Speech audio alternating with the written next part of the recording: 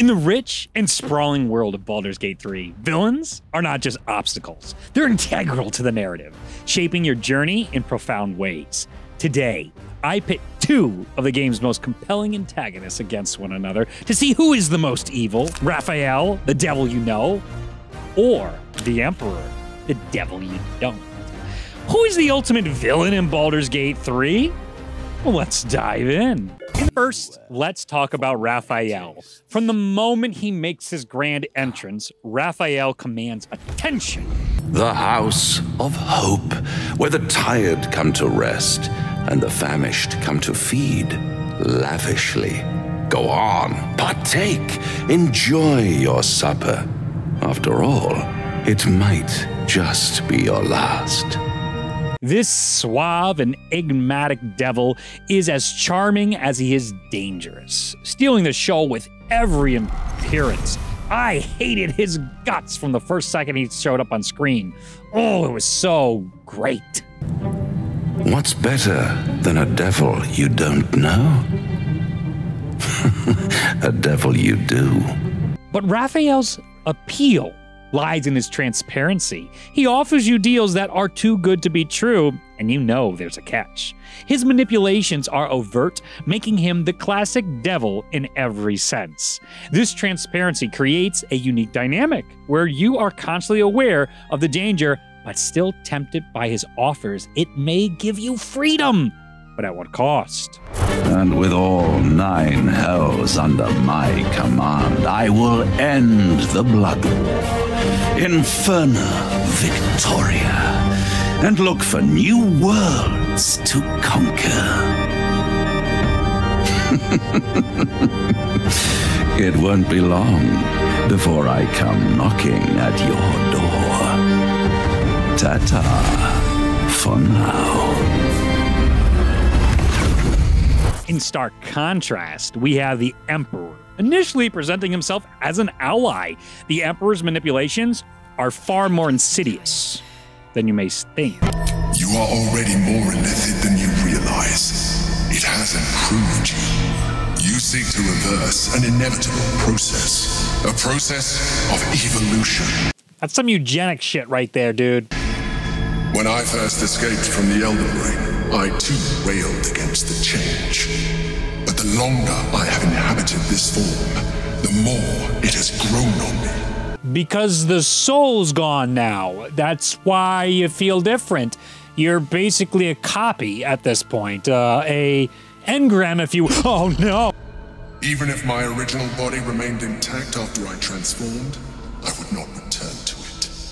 Doing so would only impose limitations. Yep, that's eugenic stuff. Comes from that parasite. Your instinct is to resist the power it gives, but you must accept it, nurture it.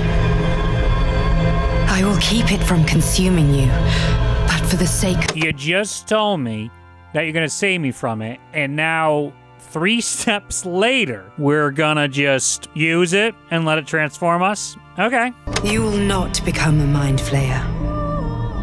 Not while I'm around. I'll protect you. Yeah, as long as you do exactly as the Emperor says the entire game and never deviate from whatever his objectives are, your allies, your teammates, it's great. You're just his pawn on the board. It's ridiculous. He gains your trust only to reveal layers of deceit as you progress through the whole game. Hours and hours of gameplay, and he is happily lying to you all along the way. The Emperor embodies the devil you don't know. His true nature and intentions are shrouded in mystery, and as you uncover the secrets of his past, his malevolence becomes increasingly apparent. This slow unraveling of his true character adds a psychological depth to his villainy. I would find myself getting more and more angry with the Emperor throughout the game. Whatever you expect to gain from the Hells is not worth the risk of traveling there uninvited. Shut up! While Baldur's offer, but there is no reason to provoke him by invading his home.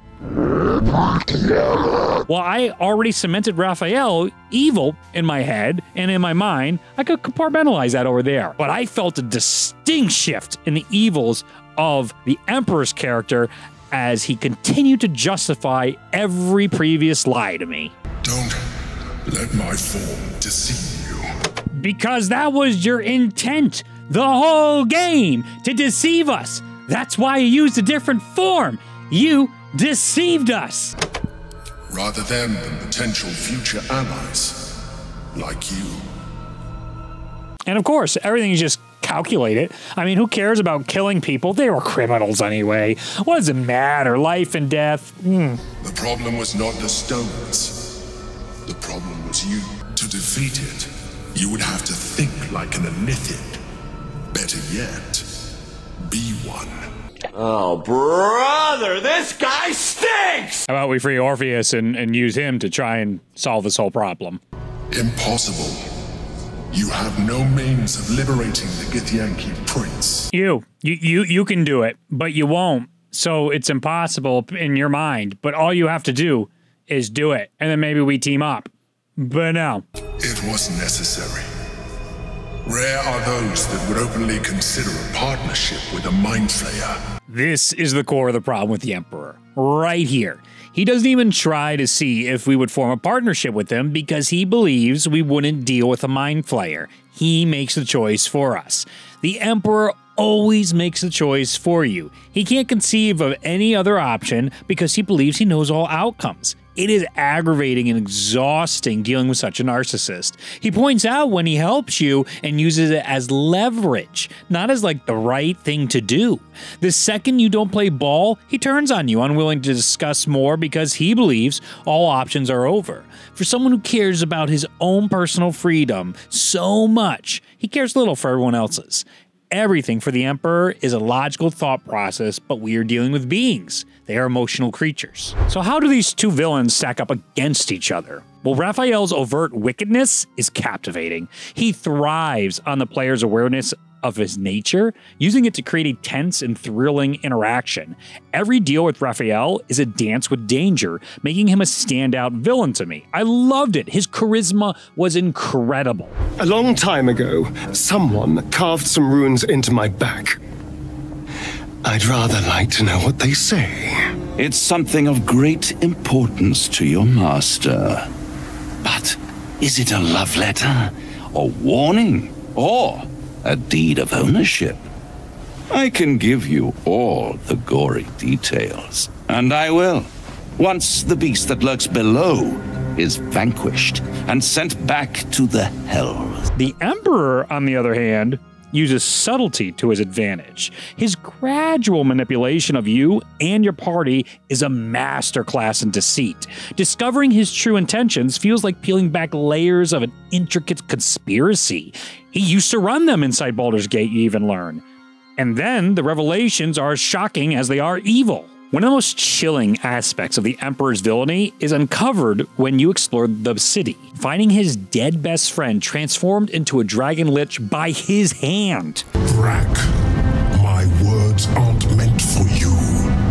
They're meant for him. The Emperor stirs in the astral prison, then in you, calm, curious, and detached.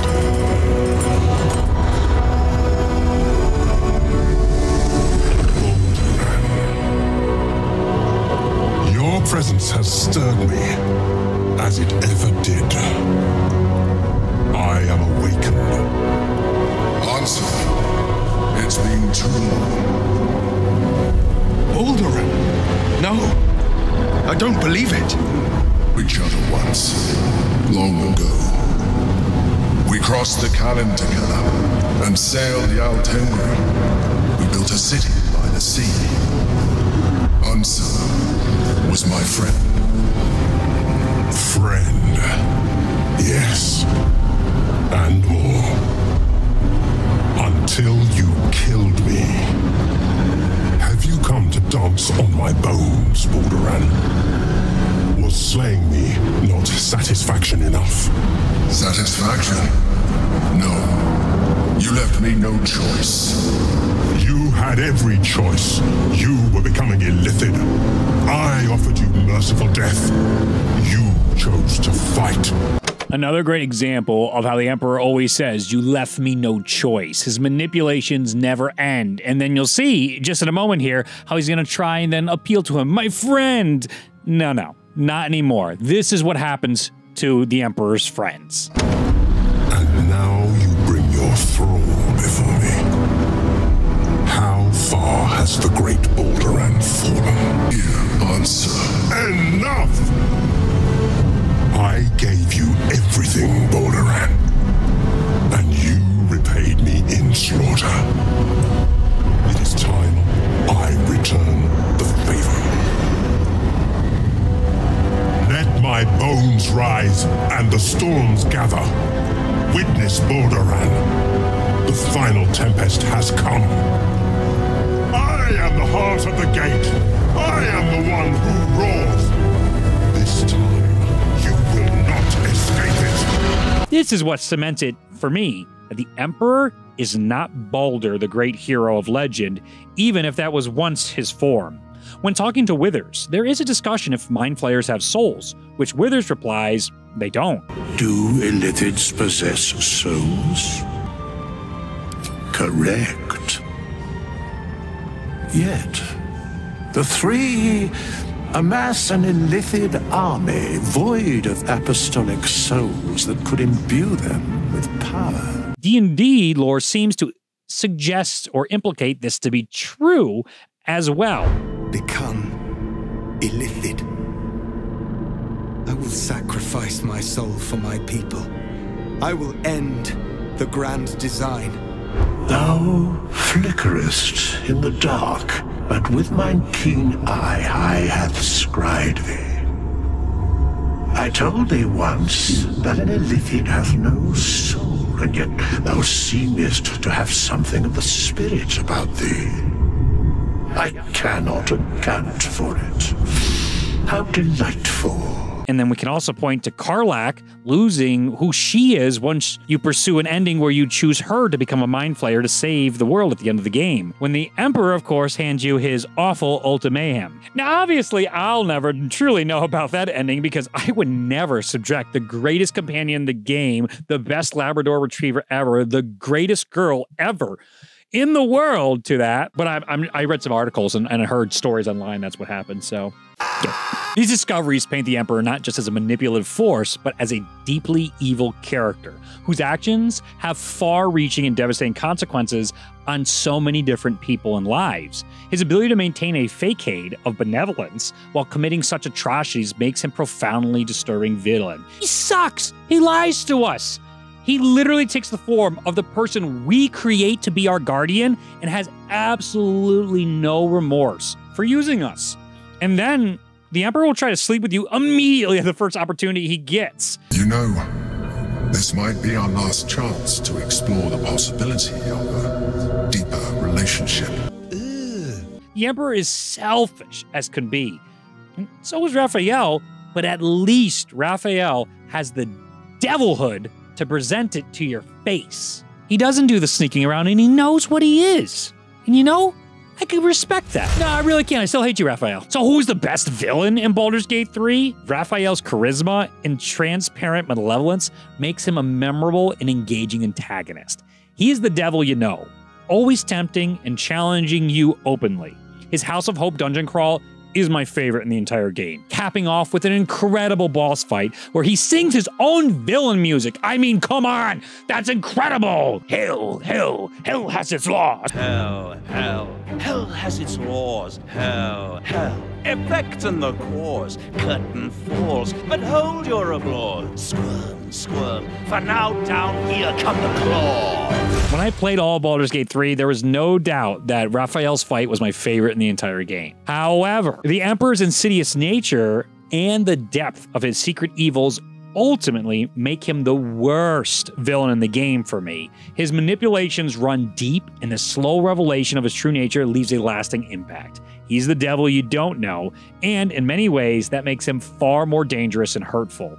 Clearly, I have bigger issues with betrayal than I do with, like, open evil.